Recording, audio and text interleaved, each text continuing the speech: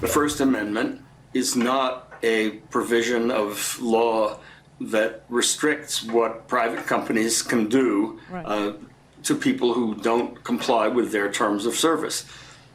If you don't think Facebook was right to get rid of the president, you can complain about Facebook, but that doesn't give the president or anybody else a right to sue Facebook. There is a legal provision that in fact immunizes Facebook and other social media platforms for kicking people off in a way that they don't agree with.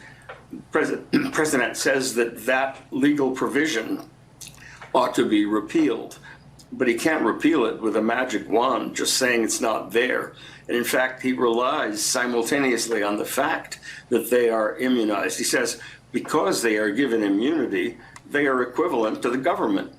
Well, that's a ridiculous argument. The gun industry is given a similar immunity, but that doesn't make it the government.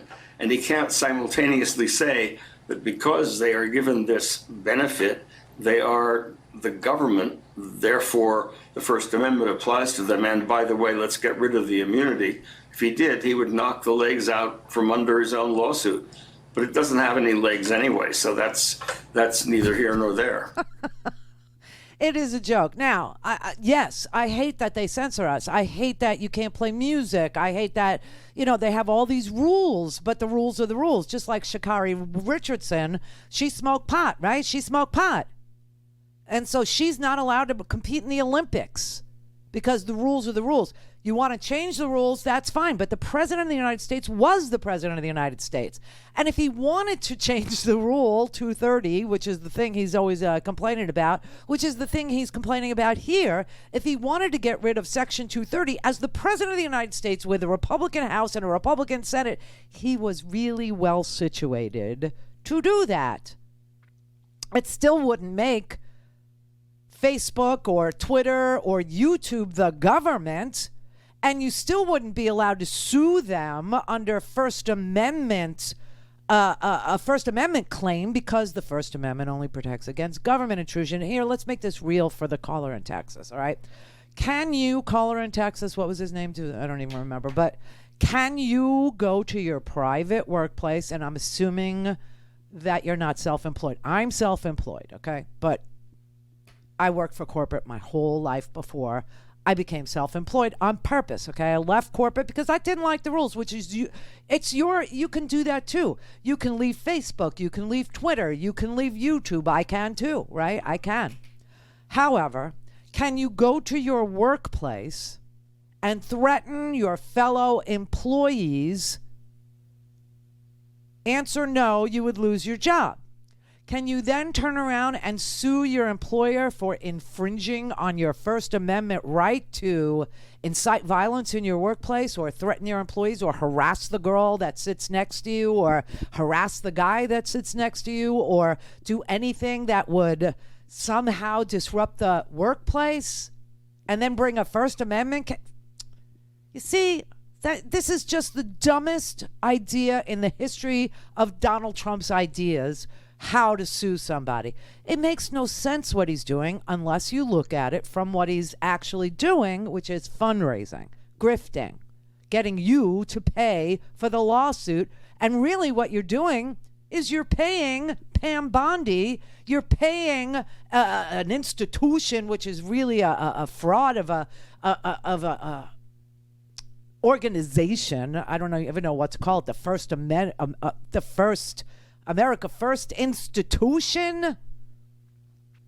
It's very similarly named to Nick Fuentes' First America First organization, which is a white supremacist organization. I'll say that. But you'd be giving money to a bunch of freaking Pam Bondis, to a fraudulent. Well, they're not fraudulent. They're just an organization that does nothing.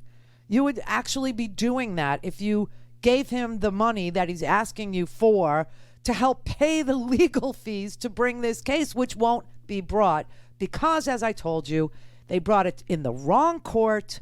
They don't have a certified class. There are no other members of the class other than Donald Trump. Okay? You cannot bring a free speech or a claim of free speech impingement against a private entity, and he was perfectly situated as president of the United States with a Republican House and Senate to repeal the Section 230 that he wanted to repeal. Now, let me tell you what happens when that happens. In radio, but I'm talking, public airwaves radio. I'm not talking cable. I'm not talking Sirius XM. You ever wonder why they can curse on Sirius, but you can't curse on AM and FM? Because AM and FM are public airwaves, and they are controlled by the Federal Communications Commission, who also has terms of service, essentially. Can't use the 7 dirty words, right? All that stuff. Can't threaten people, can't have fake contests, it's very regulated. But Sirius is not. Why? Private company. Different rules. All right, but when I worked on the public airwaves, on AM and FM radio, I had to abide by FCC regulations. Well, the companies didn't like the way that was playing out, meaning I had the microphone. But if I worked for them, if I worked for corporate, and I said the F word or I said a B word, well, you can say it's crazy because you could say, you could say a lot of words, but you could say bastard, you could say bitch, but you can't say the F word and you can't say the S word. I mean, it's really weird, okay? Anyway, if I did it, they would get fined and they would A, have to defend it, and B, if they couldn't, they'd pay the fine. Well, they didn't like that.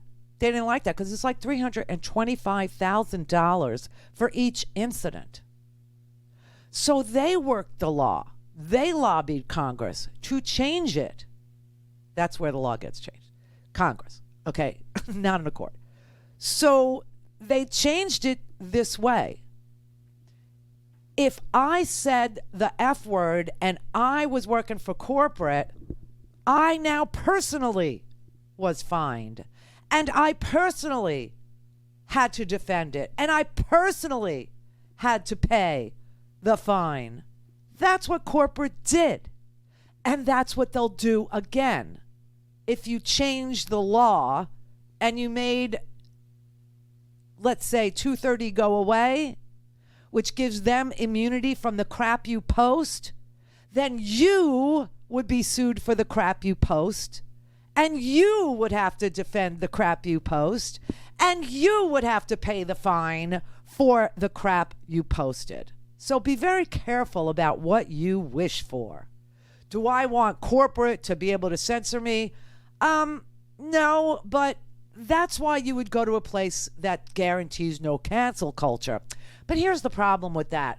Parler and Gab and Getter and all of these places that promise that they won't cancel you if you, threaten people, if you incite violence, if you harass people.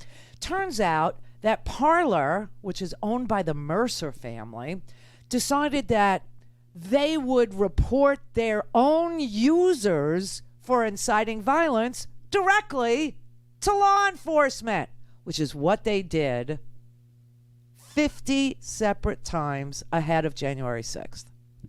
That's why you heard the testimony the other day from, I guess it was Zoe Lofgren, who was asking the Christopher Wray, the head of the FBI, was he aware of the 50 separate times that Parler reported people on their platform for inciting violence to the FBI? Was he aware? No, I'm not aware of it, which is why he needs to go. It's why he needs to retire or be fired or removed and replaced. But Parler literally was turning their own users into the FBI. Getter, which was founded by, Jason Miller, they got hacked by the Russians, no less, who made off with 90,000 users' profile information. So again, be careful what you wish for. Just be careful. But you do have you could go on Telegram and threaten people and talk white supremacy all you want. You could go on Gab and do it too. You can go on Parler and do it too. But remember,